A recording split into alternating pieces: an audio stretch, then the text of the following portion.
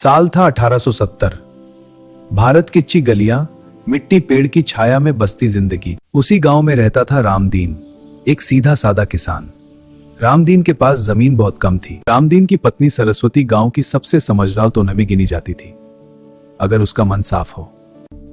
एक दिन गांव में अंग्रेज सरकार का कारिंदा आया। उसके साथ बात, उसने ऐलान, अब इस जमीन पर कर बढ़ा दिया गया है। जो नहीं देगा उसकी जमीन सरकार की होगी। गांव में सन्नाटा छा गया। किसानों के चेहरे उतर गए। कई लोगों ने डर के मारे हामी भर दी, पर रामदीन चुप रहा। क्या करोगे? ये जमीन मेरे बाप दादा की है, इसे यूं ही नहीं जाने दूंगा। कर का समय आया। रामदीन के पास पूरे पैसे नहीं थे। रामदीन, अब भुगतान का समय है। जमीन मेरे नाम कर दो, मैं कर भर दूंगा। तुम मेरे खेत में मजदूर बन जाना। सरस्वती ने साफ मना कर दिया। जमीन से बढ़कर कुछ नहीं।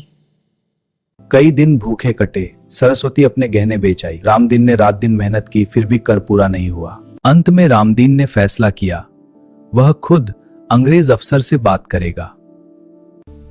तुम जैसे किसान हुक्म नहीं देते, मानते हैं।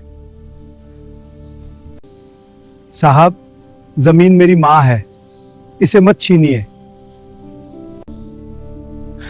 अगर पूरा गांव गवाही दे कि तुम ईमानदार हो तो कर कम किया जा सकता है।